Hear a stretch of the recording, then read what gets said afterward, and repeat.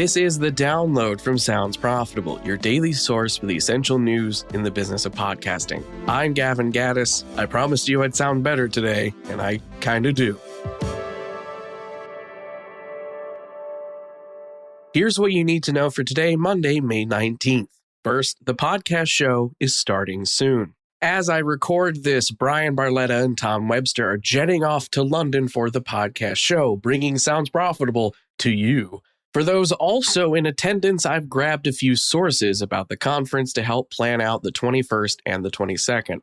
That said, before the conference kicks off, don't forget the Sounds Profitable Networking Drinks in association with NPR is Tuesday the 20th from 4 p.m. to 8 p.m. at the Skinny Kitchen. Space for this event is limited. You can register with a link in the newsletter version of today's episode for consideration. It is the last moments I'd get on that. For a one-stop shop for the conference proper, the podcast show has published a full program of events and the speaker lineup.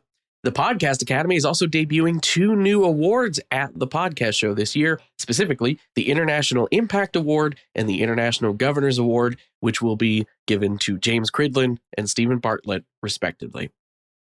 Finally, while I was grabbing links for this story, I stumbled across Ellie Andrews announcing she is now head of operations for the Roost Podcast Network. I'd like to offer simultaneous congratulations to Ellie for the new position and my condolences for the jet lag as she's currently on the flight to London. Next up, putting podcasts in Times Square, an interview with Emmy Norris. Since early last year, Amazon Music has been running digital billboards in Times Square, putting their podcast up amongst musicals, fast food, and fashion in the country's most popular out-of-home advertising destination. Amazon Music's head of spoken word operations, Emmy Norris, spoke to Brian Barletta about the origins of the campaign, how it puts podcasts in contexts we're used to seeing movies and TVs advertised in, and how any podcast network or indie podcast can get their show on a veritable digital billboard by submitting to have theirs featured in Amazon Music.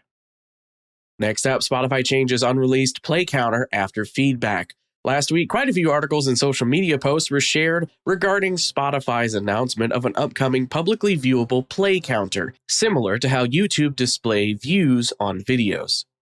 According to coverage from The Verge, the company announced on Friday they have rolled back the feature somewhat. Instead of it being a live counter showing exactly how many plays a podcast episode has, on release, it will function as a badge that will be displayed whenever the episode reaches a particular milestone. In this case, 50,000 plays, 100,000 plays, and 1 million plays. For our final top story, as a leaf blower gradually approaches my apartment, agency execs expect sports to push the upfront's pace, pricing with up to double-digit spending increases. Sports remains a big focus for TV networks and streamers this year, as they have for many years. But this year, Digiday is seeing it take more focus than usual, with one agency executive saying their budgets are down and they're shifting what upfront cash they have towards tried and true live sports entertainment. Sports deliver, and sports podcasting continues to grow at increasing rates.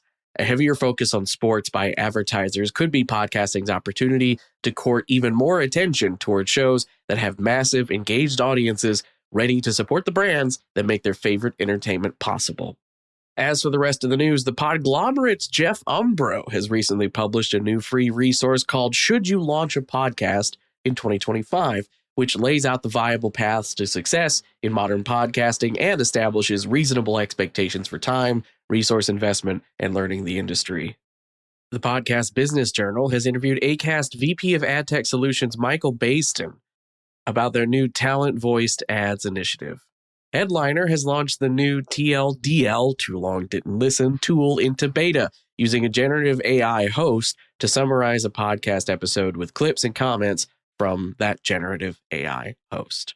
AdDelicious has strengthened their sales team with the addition of Liam Robinson and Antonia Digby as agency sales directors. Audiogram creation platform Wave has been acquired by Disktopia, with the audiogram tech soon to be integrated into Disktopia's podcast hosting and streaming platform. Podnews has updated their list of IAB certified podcast hosts to reflect hosts that have newly certified for version 2.2, as well as recertifications, for example, AdsWiz, PRX, and Simplecast.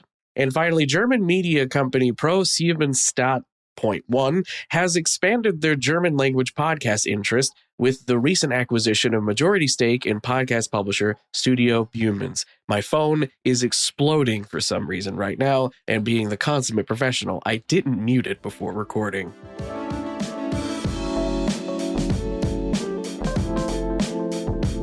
Be sure to check out the links to every article mentioned right in your podcast listening app or at soundsprofitable.com, where you can also subscribe to the newsletter version.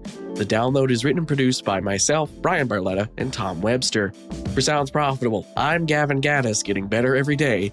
Download us again tomorrow.